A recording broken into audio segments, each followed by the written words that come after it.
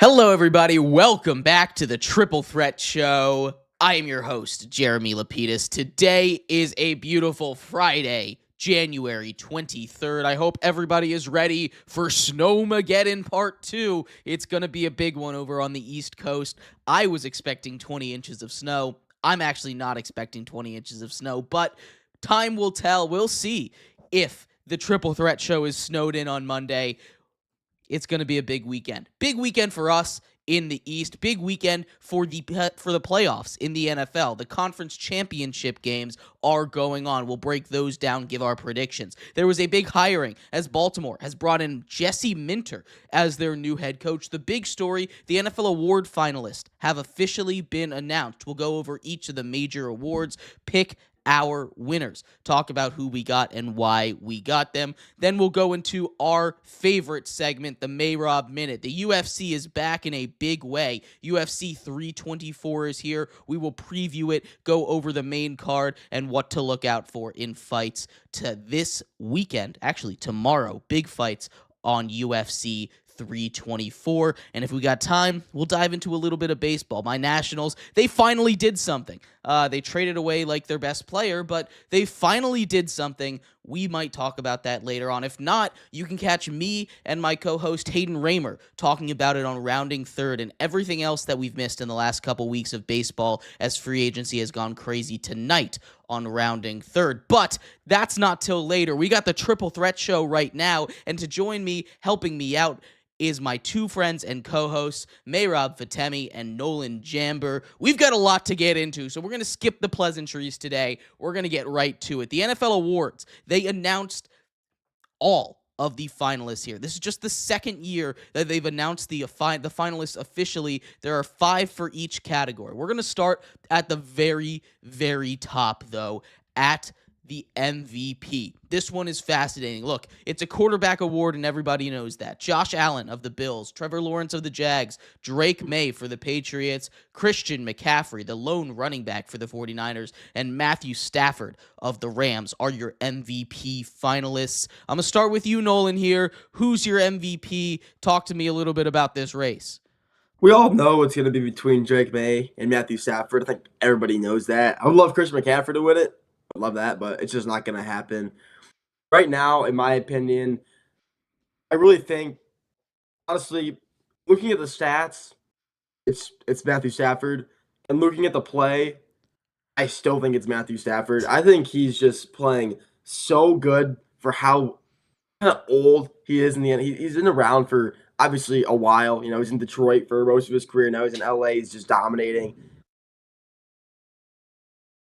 And I just think I think he deserves it. I really do. I mean, Drake, don't get me wrong. Drake May is a phenomenal quarterback who's really stepped up. I mean, this is like his sophomore season, one of the best quarterbacks in the NFL this year in the AFC Championship game. But I think Matthew Stafford, you can't deny the fact that the numbers he's putting up.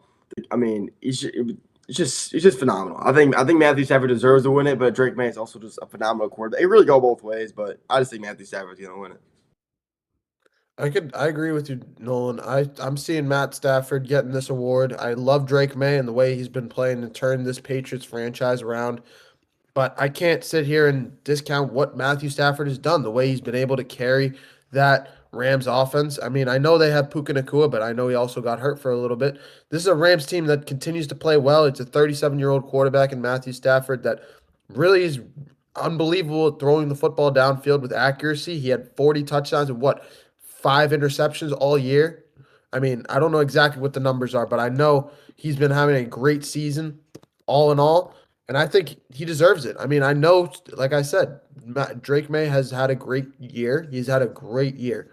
But some of the schedule stuff and some of the issues in terms of him not being able to pass for 300 yards, like the small little things is what I have to – it's nitpicking between these two quarterbacks. I have to roll with Matthew Stafford to win his MVP this season. 4,700 yards, 46 touchdowns, only 8 interceptions. I mean, what are we talking about here? Yes, Drake May has the highest QBR in the league, but you can't discount 46 touchdowns and 8 interceptions. You just cannot do it. Yeah, no, I want to be on a different page than you guys. I really do. I think that Drake May should win this MVP award, and that's where my vote would go if I had a vote here in these races. But the issue is the MVP has storylines attached to it, and we saw it last year. Lamar Jackson, I think, clearly had the better season, but Josh Allen won the award. He had not won the award yet, and he deserved to win the MVP, so they gave it to him. We're going to see a very similar situation here where, as much as the MVP is supposed to be about this season, Matthew Stafford played good enough to deserve the award. He deserves to win this award. So does Drake May. But Drake May is only in his second year. Matthew Stafford is, like you said, 37. He's never won this award. He is playing out of his mind right now, and I think they give this to him as like a career achievement award more than he was the best player this year, because that is a part of it. As much as we're not going to admit it out loud, that's the quiet part. It's part of it. This is an emotional award. You know, this is something that players work their entire careers to try and get recognized for. Matthew Stafford has played good enough in his career to deserve an MVP, and especially this season, he is deserving of an MVP. So I expect him to win, but my vote would go to Drake May. That would be my pick. Moving on to the Defensive Player of the Year. This one's going to be a quick one. Myles Garrett. Myles Garrett. We'll go through the runners-up, though. The runners-up here, and I'm interested who you guys think the runner-up is, honestly. Micah Parsons is nominated, Aiden Hutchinson is nominated, Nick Bonito, and Will Anderson all nominated as the Defensive Players of the Year. I'll start with you, Mayrob, here. We all know Myles Garrett is going to win it. 23 sacks, set the single-season sack record on a really bad Browns team. He's amazing at football, one of the best defenders to ever live, to ever play this game. But who is your runner-up? Who would you give second place to at Defensive Player of the Year? My runner-up this year is actually one that's really burst out onto the scene this season. It's Nick Bonito. I love Nick Bonito. He's anchored this Broncos defense. 14 sacks, 2 forced fumbles, 31 tackles, or 46 tackles, actually. All in all, I love Nick Bonito and what he's meant to this Broncos team. His presence is felt every time they rush for at the quarterback in Denver. I would have said Micah Parsons. The only reason I don't say Micah Parsons is because he got hurt. I got to roll with Nick Bonito on this one.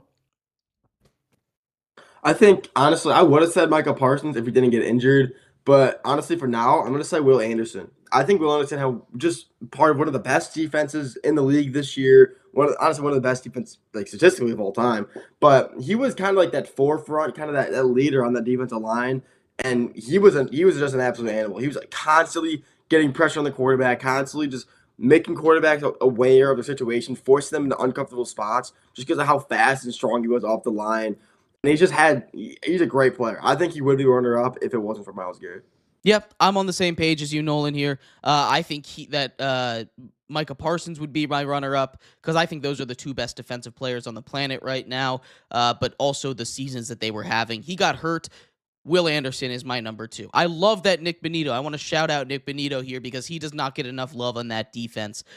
He's a very, very good player, and he's going to be a game wrecker when they play against the Patriots on Sunday. But my runner-up is Will Anderson. Go for it. All I was going to say was we're probably going to dive into this a little bit deeper later, but the fact that they have Nick Bonito on the front line and they have Pat Surtain in the back as a cornerback, that's why I think the Broncos are still the best defense in the AFC. Crazy take. That's all I'm saying. You know what? We'll get to that in the next segment. I'm glad you brought that up. That's a little tease. That's a little tease for y'all. That's how you do it in the triple threat show business here. But let's talk a little bit about the Offensive Player of the Year because I think this award is fascinating. This one I think has the opportunity to be the furthest apart with all of us, other than maybe Coach of the Year, because. I mean, this is the furthest apart when we talked about it earlier. There are 5 nominees. Drake May is the lone quarterback. Now, I don't think quarterbacks should win this award because quarterbacks win the MVP and every other position is kind of barred for it. But he's still nominated, and if he doesn't win MVP, I think there's a chance he gets Offensive Player of the Year. The other nominees, Christian McCaffrey, Puka Nacua, Bijan Robinson, and Jackson Smith in Jigba, all very deserving winners here other than maybe Drake May. Nolan, what's your read on this award? That's a really tough award because those are the best players. Like those are just there's JSN, the best receiver in the NFL. There's Bijan, who had one of the best seasons in the NFL. And honestly, Bijan did so good for a team, just like wasn't that good. Just shout out Bijan. But honestly, for my offensive player of the year, I'm really gonna take JSN. I'm not. It's just something about him. I mean, he's just been so dominant this entire season. He's helped the playoff. He's helped the Seahawks get all the way to the NFC Championship since like what 2015. I mean, this team plus combo with Sam Darnold, Cooper Cup, and all that. But I think JSN is by far. I think he's better than Puka Nacua this year. I'm excited to see how they match up against each other again. This upcoming week because they always have really good matchups against each other. But I'm really excited to see how that works out. But I think JSN is gonna win Offensive Player of the Year. But I think if Puka plays better next week I think whoever wins next week between Puka and JSN, I think that'll probably be the winner. Depending on how they do, of course, but right now I think JSN will win it. So here's what I'll say, Nolan. These awards have already been decided. It's a regular season award, so whatever you see in the postseason, it does not count. I thought they took into account postseason for some reason. It's already been voted. Okay. They've just named the finalists right now. They've revealed it to us. Okay. Does that change your answer? Okay. No, I'm gonna stay with JSN. I'm not stat watching. I know Puka has better stats, but I think JSN's them. Me personally, I'm rolling with JSN on this one. The only reason I know Jeremy's going to say Christian McCaffrey, and he has a lot of 1,000 yards rushing, almost 1,000 yards receiving. I just love JSN to win this award. What he's meant to the Seahawks offense I think him and Christian McCaffrey are pretty much equal in that right. JSN over almost 1,800 yards, 10 touchdowns. All in all, I mean, the only reason I don't say Puka Nacua here is because Puka got hurt. I think if Puka didn't get hurt, it would probably still be Puka, but I'm rolling with JSN to get this one. Yeah, you read me here. You read me a little bit like a book. I am all in on Christian McCaffrey. Sir CMC held a ship with about 50 holes afloat in the middle of the ocean with that San Francisco 49ers team all by himself. He did it with Mac Jones. He did it without George Kittle. He did it without any wide receivers on the outside. Ricky Pearsall missing basically the entire season. Juwan Jennings in and out of the lineup. Your best wide receiver being Demarcus Robinson, not necessarily a recipe for success. Fred Warner goes down with an injury. Nick Bosa goes down with an injury, right? That defense is absolutely decimated, and yet they still have a chance to go to the 1 seed at the end of the season because of one man with 3 letters that you can use to describe him, CMC. He is my offensive player of the year. I still can't get over these odds. I'm going to read the betting odds for you. I go to VegasInsider.com to get the odds for a bunch of different sports books. You can take a look at them. But Jackson Smith-Njigba is favored by a huge margin. And I really just don't understand that. Honestly, if I were to rank this award, and we can have a little bit of a discussion about this, if I were to rank this award, I would put McCaffrey, then I would put Bijan, then I would put Puka, and then I would put JSN. I think they have this backwards completely because if you look at just the best odds available for these guys, it's minus 1,100 for JSN to win the award. They are so certain he's going to win it. Puka's second, hit the best odds for him to win plus 650. Bijan is third plus 7,500. And then Christian McCaffrey is also all the way down there at plus 7,500. You can find Bijan at plus 2,000 actually, and McCaffrey at plus 3,000. But these guys are getting disrespected. I really feel that way. And look, I understand JSN had nearly 1,900 yards. He's a great wide receiver. He's not any of these guys. He just isn't. And look, you guys got him as your pick. I respect that. But I think everybody's way off on this award, and I am shocked that he is that favored to win it overall. Let's talk a little bit about the offensive rookie of the year, though. 5 nominees: Jackson Dart, Emeka Egbuka, Travion Henderson, Tet McMillan, and Tyler Shuck. I know at least one of you doesn't like that Tyler Shuck is nominated for the award. Maybe both of you here. So give me your thoughts on these finalists, Mayrob, and then talk to me about your winner. Yeah, Nolan, based on your reaction, I think you're also a hater. We're both in line on this one. No, I Yeah. like Tyler Shuck. I like it being there. Oh, okay. So I think you're in that spot, it's respectfully. just me on the lone vote. Why is Tyler Shuck in here?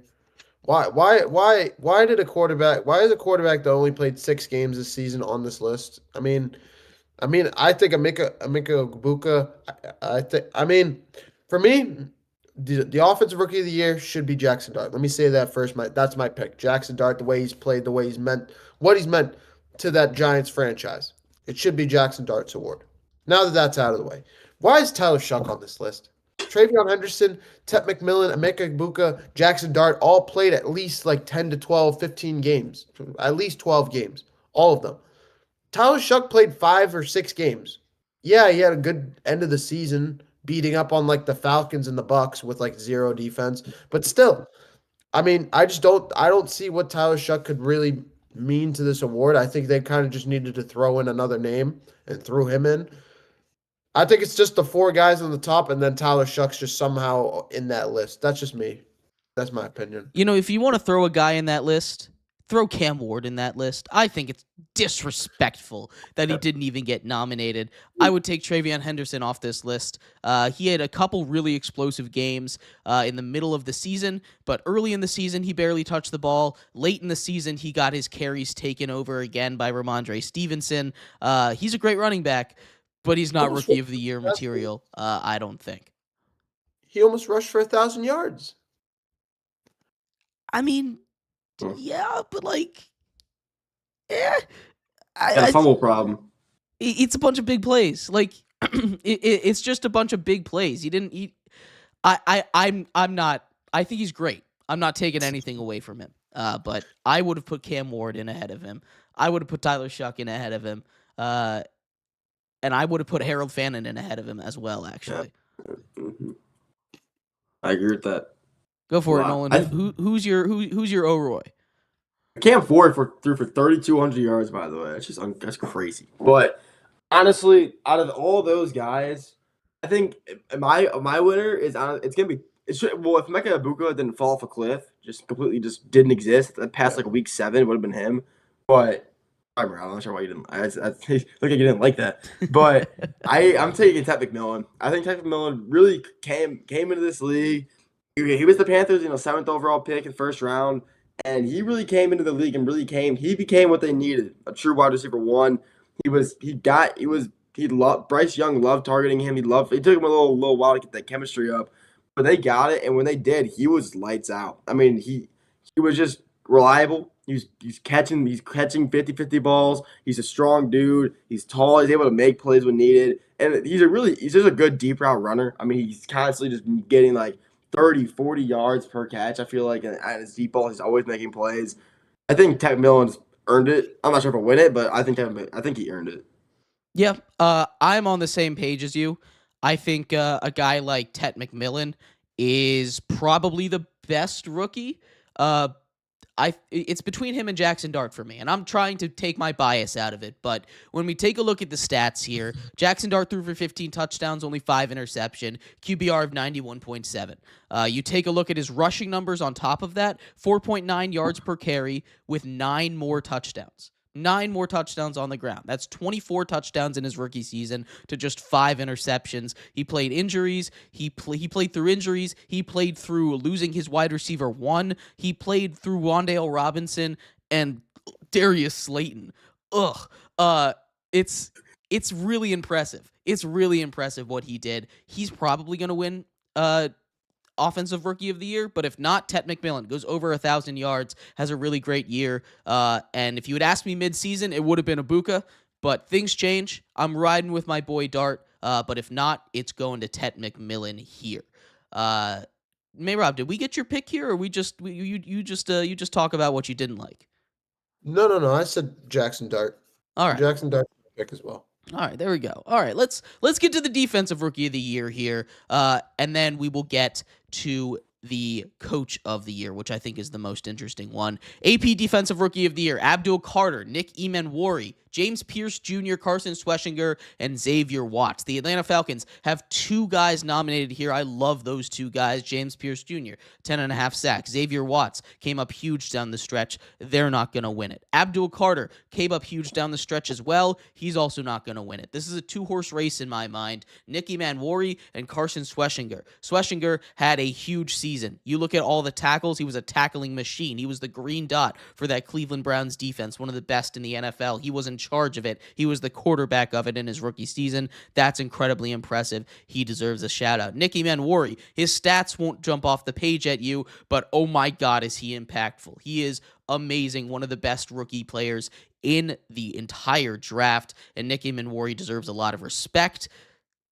A lot of the stuff he's done, though, I think came in the postseason. I think that's where he's gotten a lot of his recognition. He was everywhere these last couple games when the spotlight was on him, or at least again, the one game that he's played so far against the 49ers, he was everywhere in that game, and he's incredibly impressive, but I think the stats with Carson Schweschinger are going to push him over the edge because Emanwari doesn't have stats that jump off the screen. This is kind of a similar discussion between Drake May and Matthew Stafford. The stats for one guy just immense. 46 touchdowns. Oh my God. 160 tackles. Oh my God. Right? But the other guy, I think, was a better player, was a little bit more impactful. But we're going to have to see which one the voters value more. I think they're going with Schweschinger, but my pick would be Emanwari.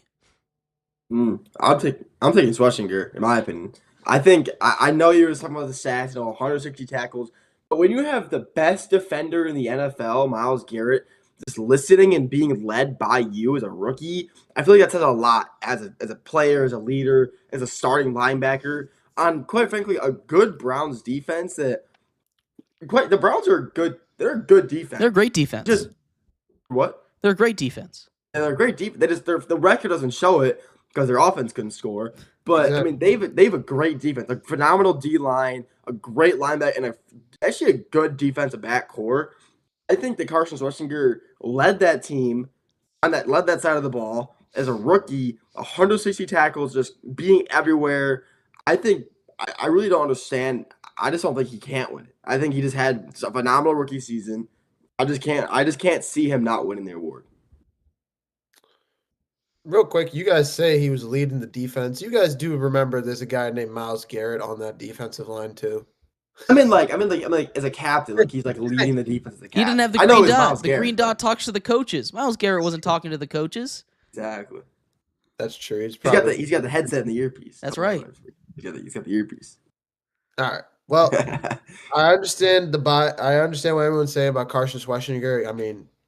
I mean, just looking at the numbers here, 67 tackles, 2.5 sacks. He's a beast. 2 interceptions. He was a beast. He was an absolute beast. But I'm going to roll away from the norm here. Nick Emanwari had 56 tackles, also had 2.5 sacks with a pick. He was a safety doing this. He was a safety, and he didn't even play in his first 4 games. He was playing hurt for a little while. By around the tail end of the season, he started picking it up. I think that number, it's really close. It's really, really close between these two guys. I'm just going to say Nick Emanwari just because he's a safety doing all the things that he's doing, 56 tackles, 2.5 sacks, a pick. And then in the divisional round, he also had that fumble recovery. All in all, it's really close. I'm just rolling Nick Emanwari, the second coming of Cam Chancellor. Seriously, he is Cam Chancellor's baby brother at this point. Just came in right at the right time after Chancellor retired. Look, I'm not going to disagree with you. He's great. I just think Schweschinger is going to win 163 tackles when you take his solo and combined tackles is just an insane number to have. He was everywhere on that defense, and he was really impressive for a guy to take all that responsibility. But again, I do think both of them are very deserving of this award. Real quick, comeback player of the year. No Phillip Rivers. I disagree with that. I think he should win comeback player of the year, but Stephon Diggs, Aiden Hutchinson, Trevor Lawrence, Christian McCaffrey, and Dak Prescott are your nominees. Hutchinson was the favorite heading into the season. A lot of times with this award, it's just whoever the favorite coming into the season is going to win it as long as they don't play bad, and I think Aiden Hutchinson will come up with that award again. I agree. Because I'm a Lions fan and I'm biased. But I think they give it to CMC just because he's not going to win Offensive Player of the Year. That's fair. That's very fair. I do Dak want to Prescott dive did deep tear into his this ACL. AP Coach of the Year, though, because this one's fascinating to me. All 5 of these coaches deserve to win the award. These are the 5 best coaches in the NFL, and if anybody else, or at least this year, I should say, anybody else says their coach should win, they're being biased and they're wrong, okay? There are 5 coaches here, and they are the 5 coaches that deserve to be nominated. Mike Vrabel of the Patriots, Kyle Shanahan of the 49ers, Mike McDonald of the Seahawks, Ben Johnson of the Bears, and Liam Cohen of the Jacksonville Jaguars. You can talk about incredible turnarounds with Cohen, Johnson, and Vrabel. You can talk about incredible efforts in spite of all of the hardships with Kyle Shanahan. You can talk about the ability to turn Sam Darnold into a back-to-back 14-win quarterback, a wide receiver who had never stepped up as to the wide receiver 1 into a nearly 1,900-yard receiver and more with that defense in Mike McDonald. There's so much to like with all of these coaches. Here's what I want you to do for me, because I think all 5 of these are deserving. Give me a ranking 1 through 5. We'll start with you, Mayrob. Give me a ranking 1 through 5 of these coaches, who you got in order of who should win this award. You're not gonna like my list. I'm sure I'm not. You're not gonna like my list. I'm gonna warn you now, Jeremy. 5, I'm gonna put Liam Cohen. All right. That's fair. 4, I'm gonna put. Oh God. 4, I'm gonna put Ben Johnson. 3, I'm gonna put Kyle Shanahan. 2, I'm gonna put Mike McDonald, and 1, I'm gonna put Mike Vrabel. Didn't go bias. I like that. You didn't take the bias. I thought you were Mike Daniel 1. Not gonna lie. Nope. Well, those are his 2 teams, number 1 and number 2. That's true. That's true. That's so unfair. You get to be fans of 2 teams, and they're both 1 and 2 in the AFC. What am I supposed to do? I'm a Seahawks fan. I'm from New England. I'm not. If I didn't support the Patriots, I would be chastised. I'd be banished from Boston, bro. Look at you. I'm a Lions and Browns fan. I could call anybody from Boston, and they would say the exact same thing I just said. And I'm not blaming you. I'm just saying. It's to vote for 2 good teams. I'm stuck voting for the Lions and the Browns. Vrabel, McDonald, Shanahan, Ben Johnson, and Liam Cohen. Go, All Jeremy. Right. Nolan, what's your list here? All right. I'm going to start it off. I think he was a phenomenal coach, but I feel like it was just his first year, so he's going to be last. I think it's going to be Ben Johnson in the last place, in my opinion. Liam Cohen went 13-4 his first year, but, he didn't do too well in the postseason. He did win the AFC South, but I'm still going to go Liam Cohen 4. Kyle Shanahan, I mean, he was 3rd in the hardest division in the NFL with like a roster of just 18-year-olds basically. But I'll put him in the 30s. But a phenomenal coach, just too many injuries. I'm gonna take Mike McDaniel at Mike Vrabel, at 2, and then Mike McDaniel at 1. Yep. I'm opposite of a lot of you guys here. I think Mike McDonald deserves a lot of respect for what he did. But this is not coach of the 2 years. This is coach of the year. And if it was coach of the 2 years, I'd give it to him. But since it's coach of the year, he goes to number 5 on my list. Number 4, we're putting Kyle Shanahan. He's great, but he's done this before. This is nothing new from Kyle Shanahan. He's been able to weather the storms in the past. Number 3, I'm going with Ben Johnson. What he did in Chicago, very impressive with that turnaround, but everything was already set up for success with him there. And I don't know if, again, he did a great job, but there's a lot of great head coaching candidates there. I'm putting Mike Vrabel at 2. That turnaround was incredibly impressive. I really value an impressive turnaround, but at number 1, I'm putting the Jaguars and Liam Cohen. I think the fact that he completely transformed a quarterback in Trevor Lawrence that everyone was out on into an MVP finalist is so impressive, and because of that, he is my coach of the year right now. A lot of our lists are not very similar, but I don't disagree with any of them, honestly, because all 5 of them deserve to win Coach of the Year. That's how talented the coaching crop was this year. So I'm not against any of those lists, but I've got Liam Cohen. You've got who you got, man? I got Vrabel. And Nolan, you had Mike McDonald. There you go. Wait, I'm confused though. So you said coach of the 2 years. So here's the argument I've been hearing from Mike won McDonald. the NFC this year. I don't get Mike that. McDonald had 8 wins last season. He had 10 wins last season. They won 10 games but last year. he's first in the NFC. I mean, It's incredibly impressive, but the issue is his turnaround started last season. It wasn't this season. He went from 10 to 14 wins this year, which is incredibly hard to do.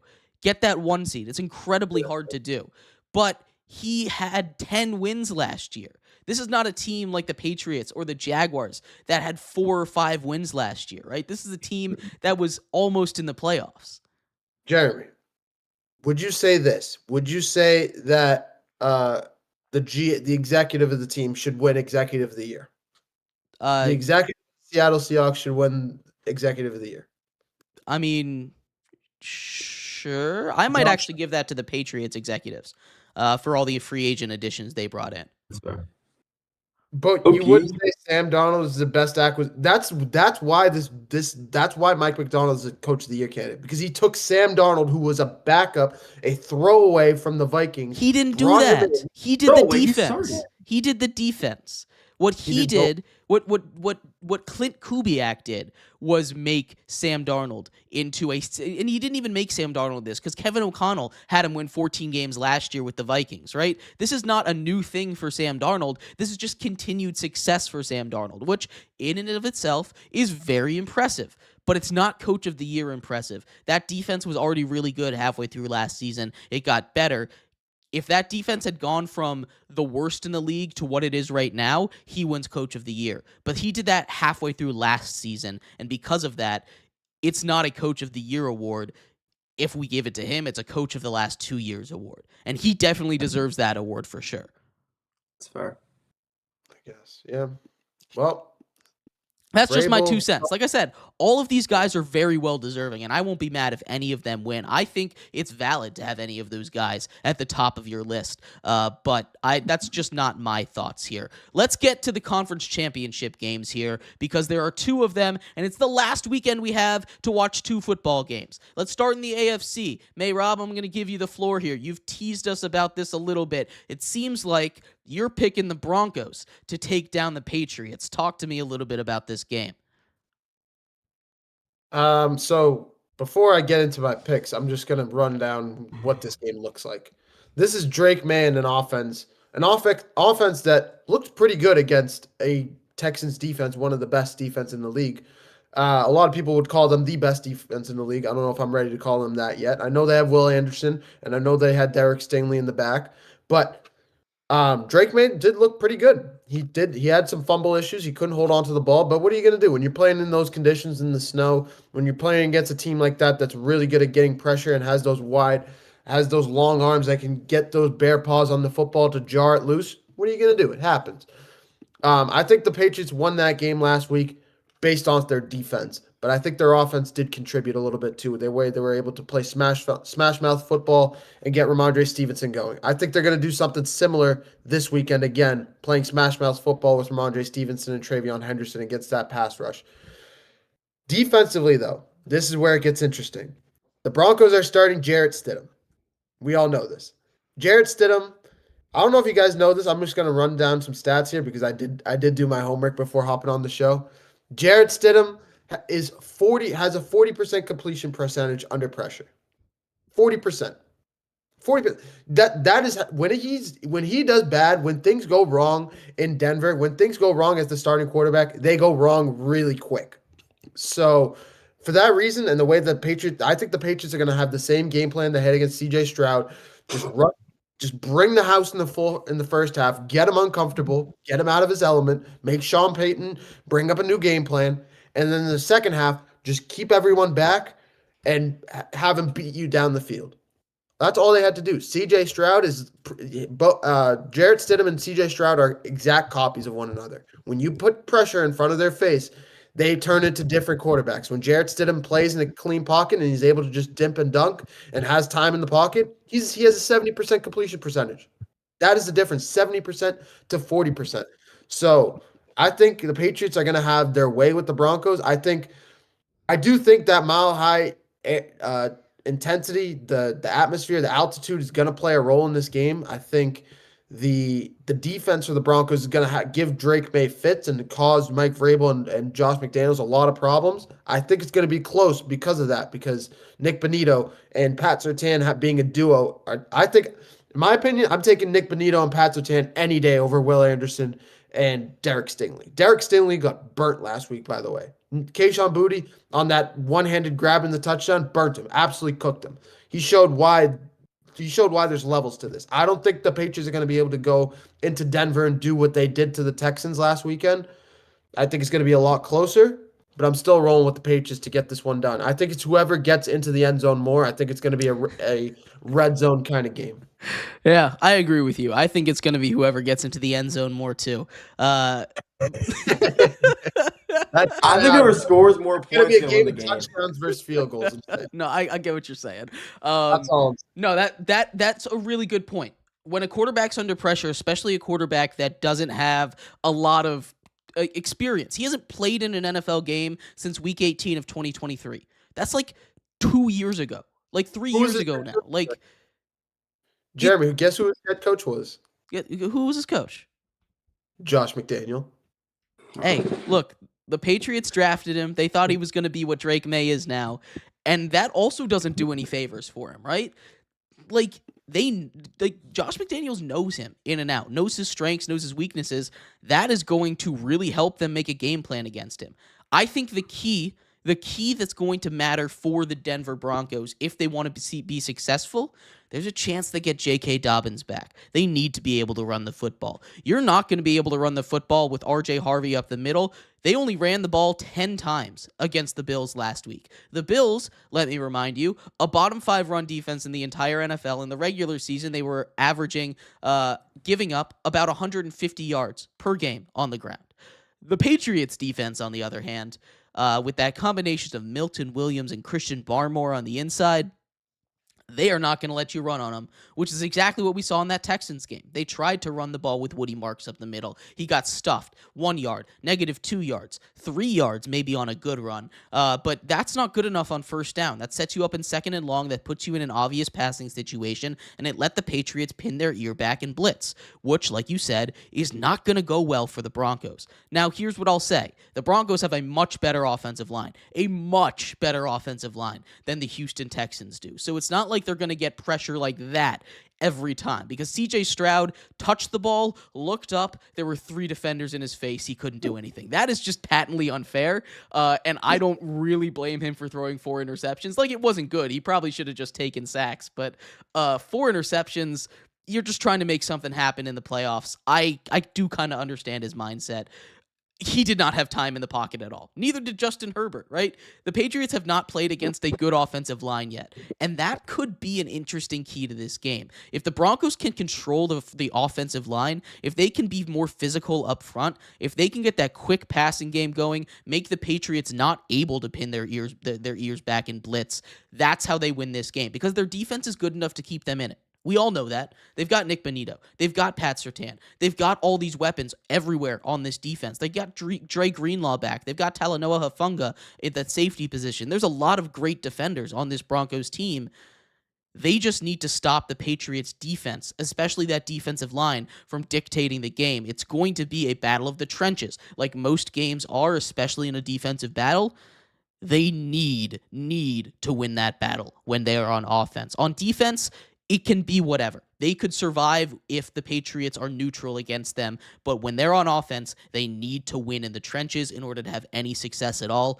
And I just don't think they're going to be able to do that. I don't think they're going to be able to run the ball successfully, and I don't think that they're going to be able to stop the Patriots from getting pressure, because guys like Kayvon Chason, he's been hot right now. He's on a sack streak right now. He's playing insane. He's playing out of his mind. I just think that Patriots defense is a little bit too good for Jarrett Stidham to come in for the first time in 3 years and win in a huge pressure moment in a massive game to go to the Super Bowl here.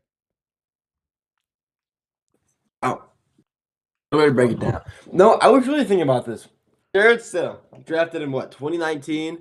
He was taken in the same draft class as Lamar Jackson, Kyler Murray. He was ranked as the #1 dual threat quarterback in that draft class, by the way. Just wanted to put that out there. Yeah, I think that's important information to have.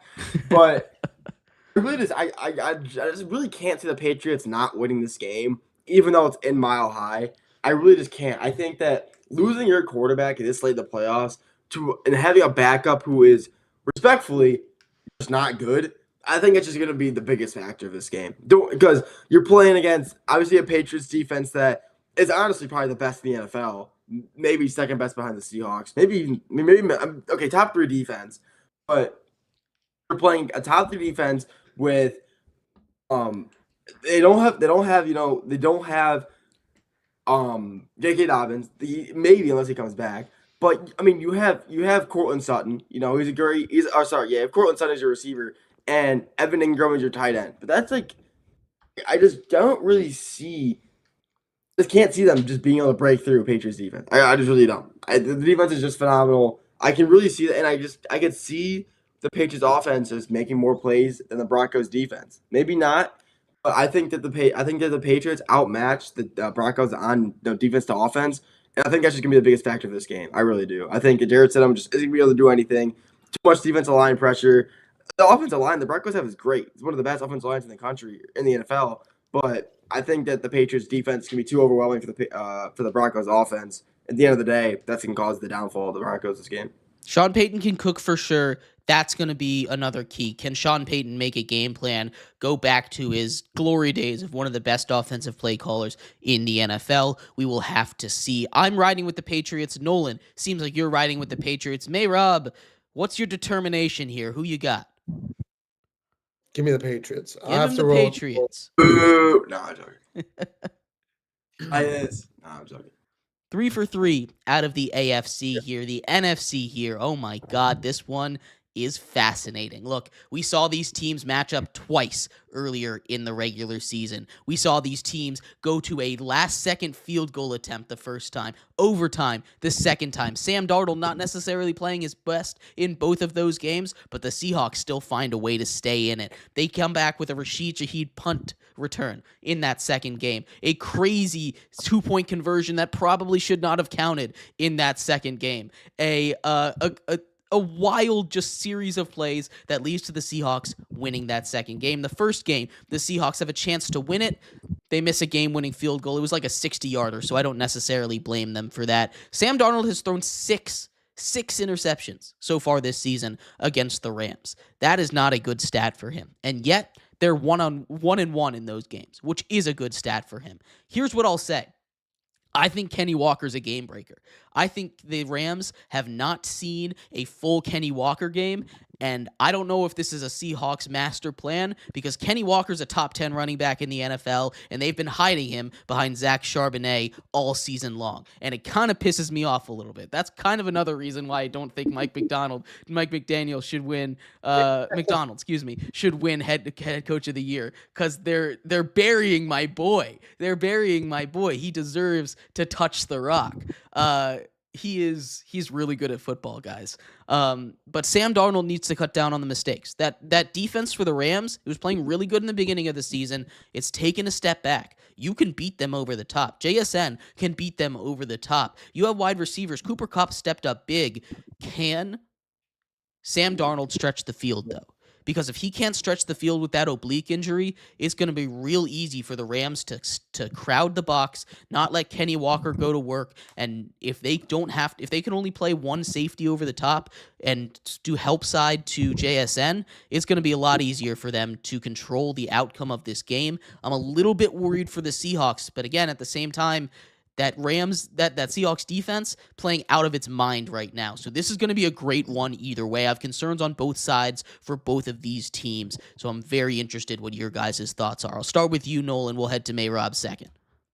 I think that Sam Darnold oblique injury is kind of out of the picture because we had warnings last week and he beat the Niners 41-6, who are a phenomenal defense. So I think maybe it's still a problem, but I really don't think that's kind of the problem anymore. But I think this is going to be obviously a shootout. I think this is going to be touchdown after touchdown. I mean, those offenses both are just so good. The Seahawks do just have a better defense than the Rams, obviously. So that could, be definitely slowing down the Rams' offense. But it's just, that's two offensive player of the year candidates on the other side of the ball, led by two phenomenal quarterbacks, having both a great running back room and also having two very solid tight ends. It's just such an even matchup on the offensive side of the ball. And obviously, I think that the Seahawks have them beat really at all positions on the defensive side of the ball.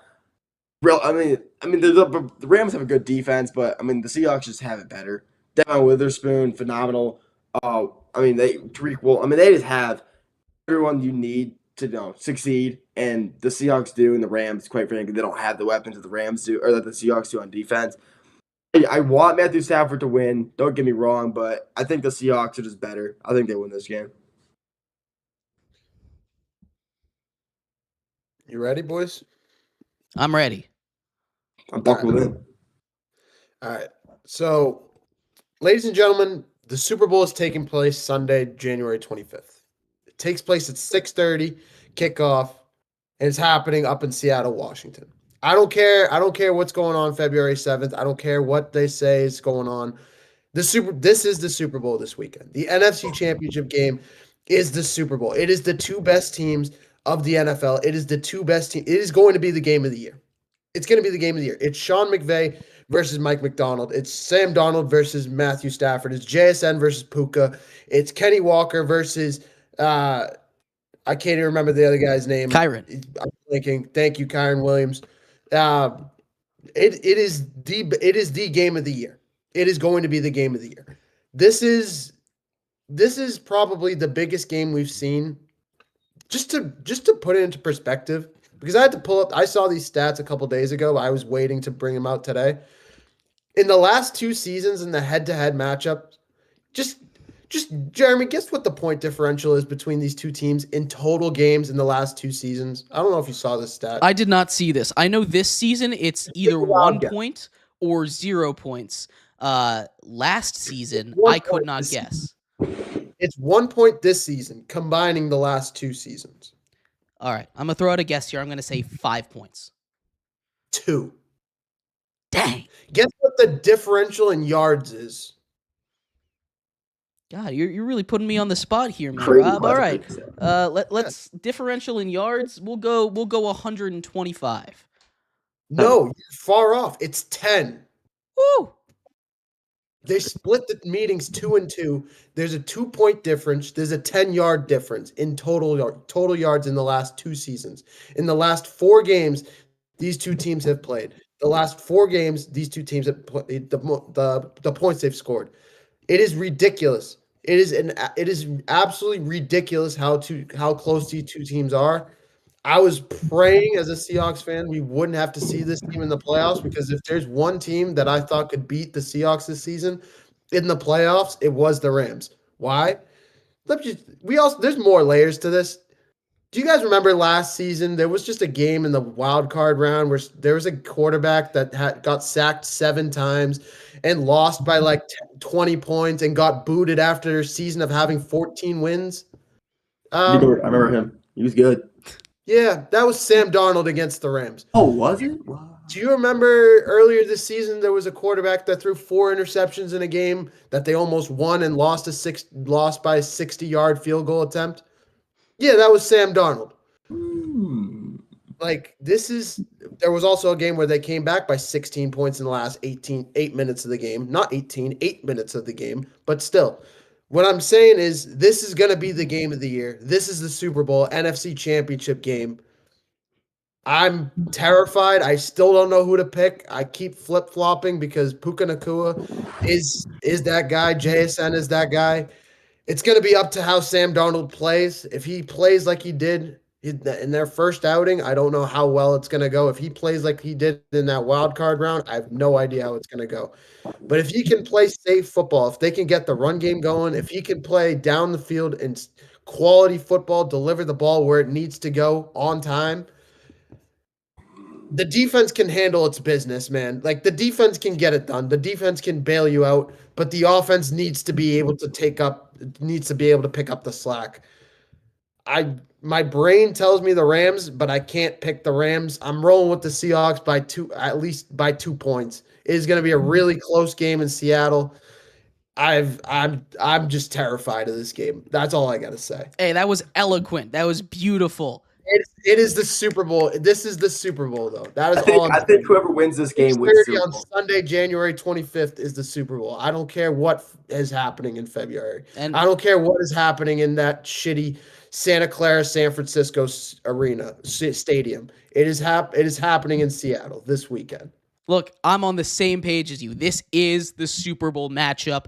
This is going to determine who is going to win the Super Bowl. And here's what I've got to say. I'm not going to go too deep into it because I think you covered just about everything here and you did a great job with that. I'm just going to tell you, I also can't make a decision here. This is back and forth. I'm on the same page as you. Everything when I look at the paper says the Rams are going to win this game. I give them the edge in the QB battle. Sam Darnold could not push the ball further than 10 yards downfield in that game against the Niners. That really, really concerns me. I'm not going to lie to you. At the running back battle, we give that one to Seattle. Kenny Walker clears. The defense, give that to Seattle. Their defense clears. The offensive line, it's a push, right? The wide receivers, you give that to the Rams, right? There's just one more checkbox on the Rams side of the ball than there is on the Seahawks, but oh my God, that Seahawks defense is that defense playing out of its mind right now. And if that defense can make Matthew Stafford uncomfortable, and if Sam Darnold is healthy, he could do it against the Niners because that Niners defense is kind of bad, and the special teams and defense spotted them 14 points like that. So like they didn't really even have to do anything in that game. That was easy mode for the Seahawks. It's not going to be easy mode here. I so badly want to take the Seahawks. I really do. But everything in my brain, everything in my soul is telling me to pick the Rams. So I'm going to go with I'm doing the Seahawks. Like I'm telling you, I'm going back and forth all the time on this game. I want to tell you it's the Rams too. Everything in my brain tells me it's the Rams, especially now that my buddy in the chat, my Seahawks buddy isn't in this chat anymore. So I don't have to worry about saying anything bad. My brain tells me it's the Rams. The way that they play, even their coaching, even the coach in Sean McVay. I'll take his brain over Mike McDonald's brain. I'm sorry, he just has the experience. He's a Super Bowl champion. The Rams are pretty much the defending champion. I don't care what the Eagles were this year. I don't trust Nick Sirianni whatsoever, and that defense was battered up. The real defending champions in the NFL this season were the LA Rams. We saw it all year long. We've seen it all playoffs long. And it's going to be, I don't know, man. It's going to be up to if that defense can make Matthew Stafford uncomfortable, if Lumen Field can get loud enough like they did last weekend. If I was in Seattle, I would buy tickets to this game. I don't care how expensive it would run me. I don't care. Like, it's just, it's going to be, man, Jarrett Stidham. Sorry. It's just probably going to be that ridiculous. It's going to be that close of a game, and it's game of the year. It's the Super Bowl. It is going to be the game of the year. Absolutely. It is. Yeah. Oh God, I have to take the Rams, but I'm telling you, I want to take the Seahawks so bad. My brain is just like, if I wasn't doing this live in front of people, I'd tell you the Seahawks, honestly. But I gotta be smart. I gotta be smart here and go with the Rams. They're just I just can't trust Sam Darnold with his injury. That's really what it comes down to for me. At the end of the day, I just don't know if he's going to be healthy. Here's my caveat: if at the injury report comes out today and he has no injury designation, I switch to the Seahawks. But if he has a Q next to his name, I am taking the Rams in this one. That's really what it comes down to for me in here, because it's going to be a tight one. It's going to be a good game either way, but that's going to be the determining factor for me. I'm taking the Rams here. I just want to watch a good ball game. That's all I care about. I'm not choosing it. I know I said the Seahawks, but I just want to watch a good ball game. I know I'm going to get that on Sunday, so I don't really care who wins because it's not the Lions, so I don't really care. I just want a good. It's going to be a good game. I don't care. You're not rooting for your boy Matthew Stafford? I'm not getting me wrong, but I'm not getting the Matthew Stafford, the Rams jersey says he's a lion on it. Those people, so it's just super funny. But it's gonna be such a good game. I'm so excited. Whoever wins this game, winning the Super Bowl, I don't care. But it's a close one. I think even if Sam Darnold is questionable, he's still going to end up playing because obviously it's Sam Darnold. He's going to play in the biggest game of his career, having the greatest comeback. What a great comeback from Sam Darnold too. But I mean, this is the biggest game of his career. We've said that for the past, 2 weeks in the playoffs, but now it really is because NFC Championship. His career comes from being booted from the Jets, being a scrub, coming to the Vikings, dominating, being the starting quarterback of the Seahawks and dominating.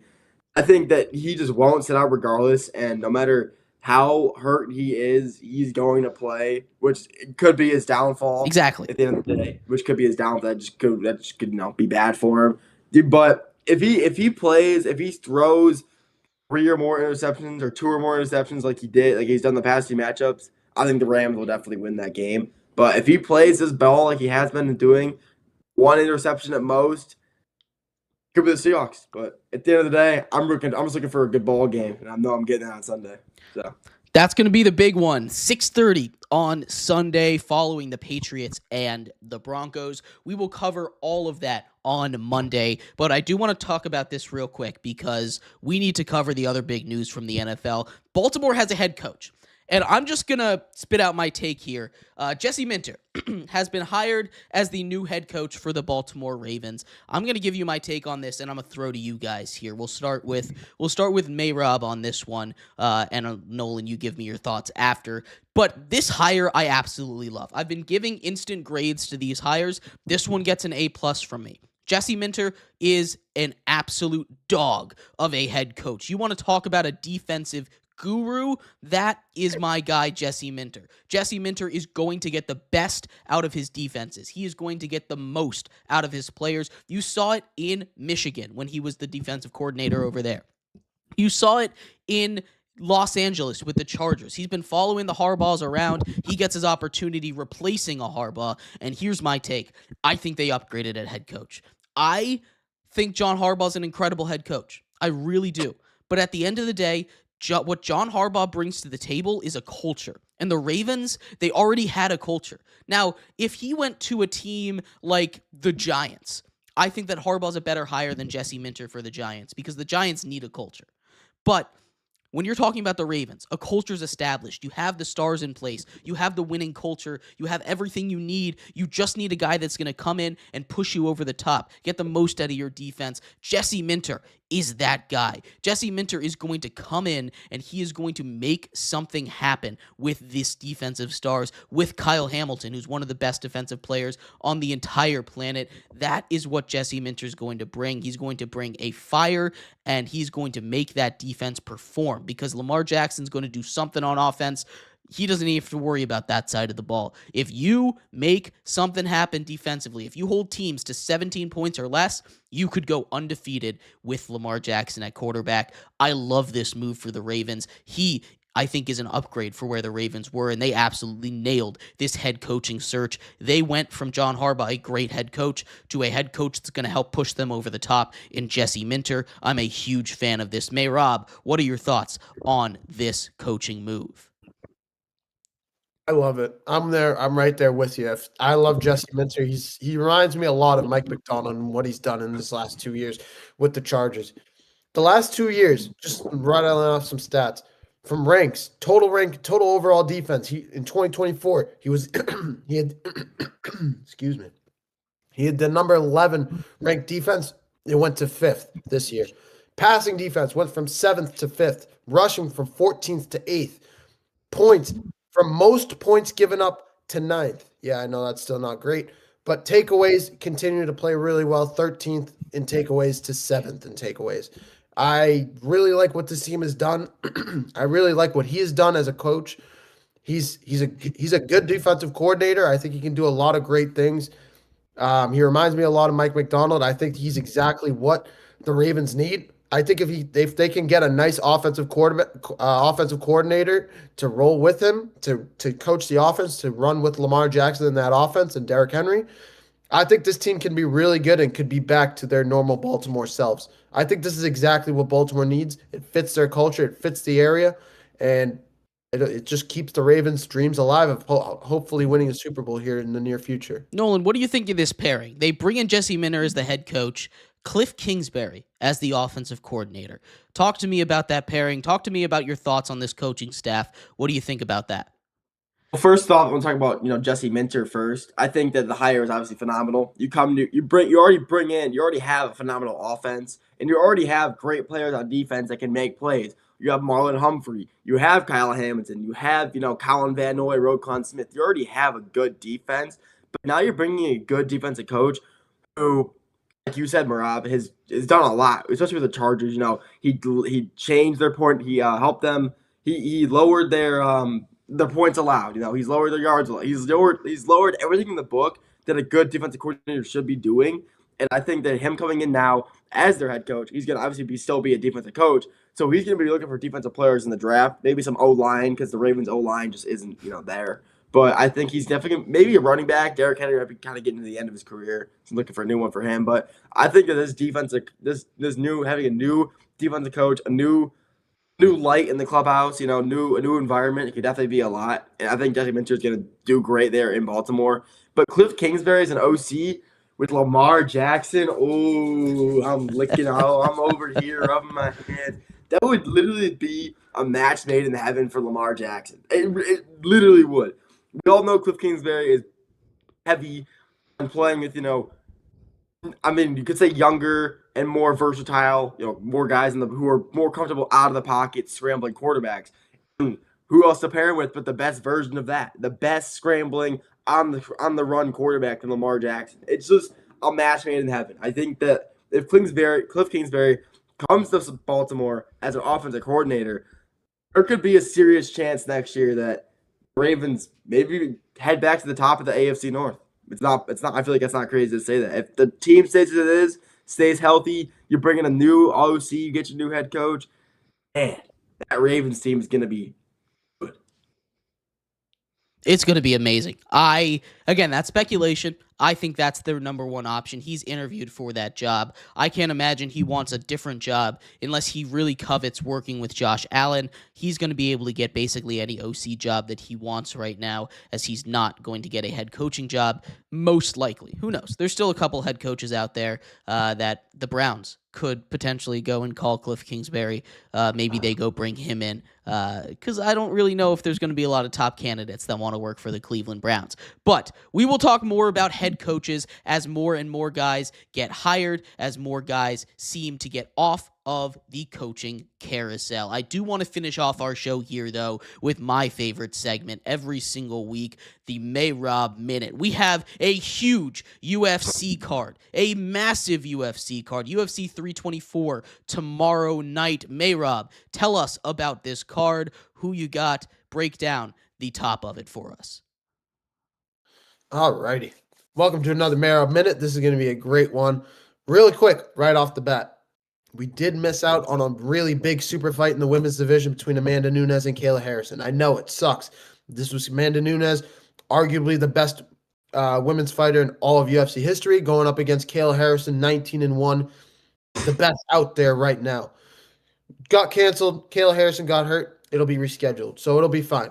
Just tough, really tough blow to this card.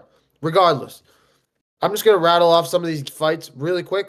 In the main card, in the lower half of the main card, we got Derek Lewis versus Waldo Cortez Acosta.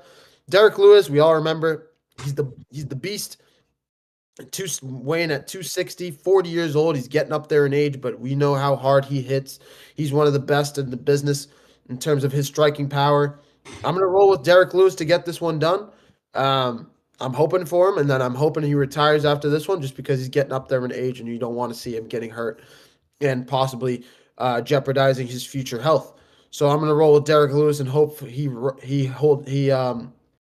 takes off the gloves and retires after this one. After that, we got Sean O'Malley, Sugar Sean O'Malley. We all know him versus Song Yadong. Sean O'Malley, last time we saw him out there, he got brutalized by Marab. Not me, the other guy, the Georgian former bantamweight champion.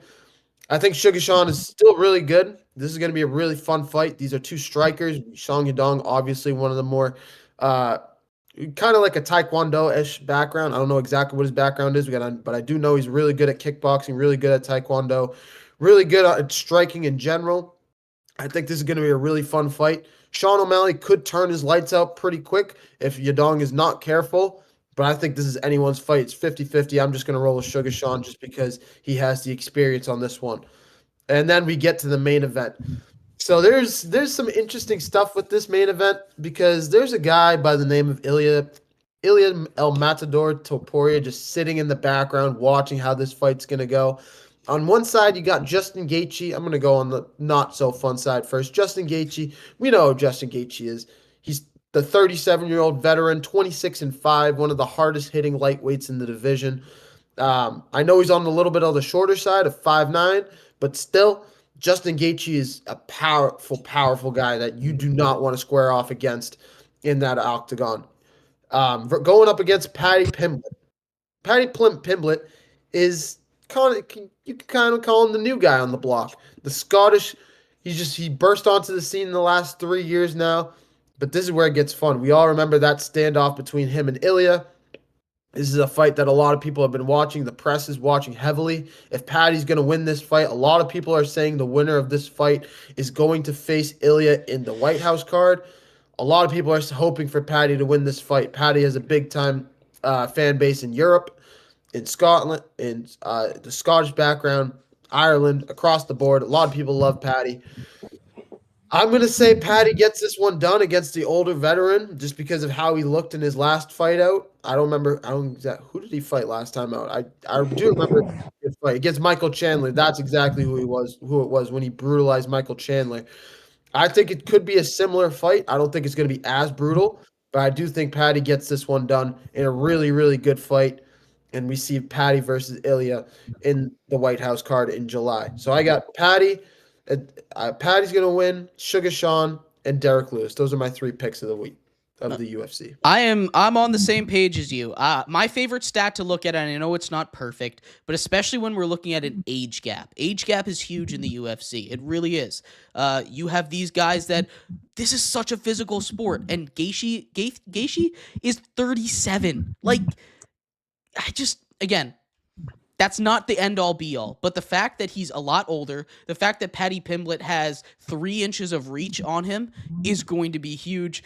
He doesn't have to get close enough for Gaethje to go ahead and knock his lights out, right? He can take him to the ground. He can go ahead and use his grappling there. Let the fight go out a little bit longer. Both of these guys like to make their fights go a little bit longer than your normal ones. On the other card, the Sean O'Malley versus Song Yadong. This one I'm a little bit more excited for, actually. Look, Sean O'Malley is cocky. That's his whole thing, right? He's very cocky, and that got into trouble last time out, right?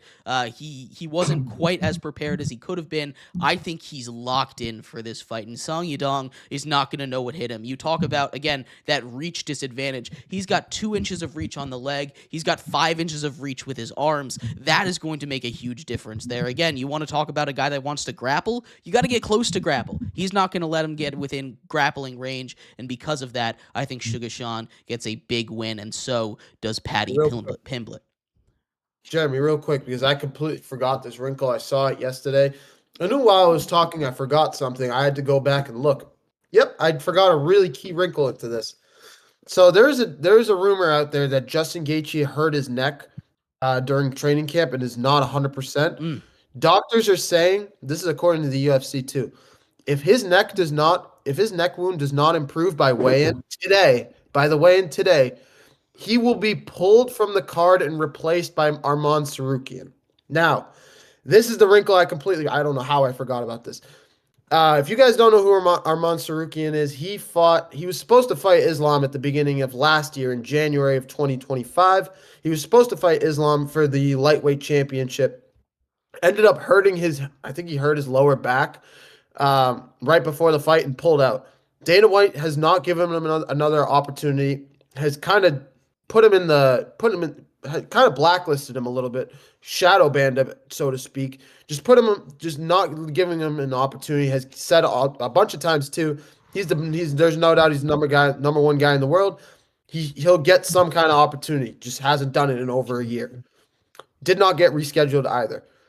If Justin Gaethje pulls out of this fight and Arman goes out there and beats Paddy Pimblett on less than 24 hours notice at this point, I might be one of the biggest turnarounds I've seen in a long time, and it would probably set up one of the biggest fights we've seen in a while between Arman and Ilya Topuria. That's all I'm saying.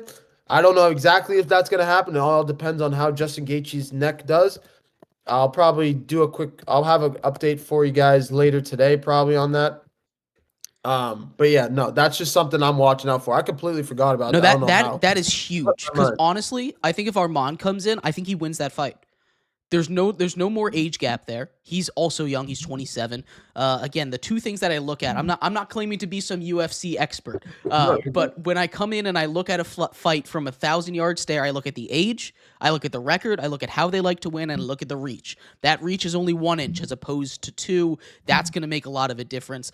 And again, that age, he's 10 years younger than Gaethje is. That is going to make a huge difference as well. That is a massive thing to watch out for on this card tomorrow. We will see how that goes. It's going to be a massive fight this week. There's also a UFC fight, UFC 325 coming up, I believe, next week, if not 2 weeks from now. So we will do another Mayrob Minute on that coming up next time. But thank you, everybody, so much for tuning into today's episode of the Triple Threat Show. We have been your hosts, Jeremy Lapidus, Nolan Jamber, and Mayrob Fatemi. We will be back on Monday going over everything as the Super Bowl will be set. We will continue to talk about all of the big stuff from over the weekend. News today, the college football playoff officially not expanding this year. The deadline was today. We will talk about that and much more on Monday.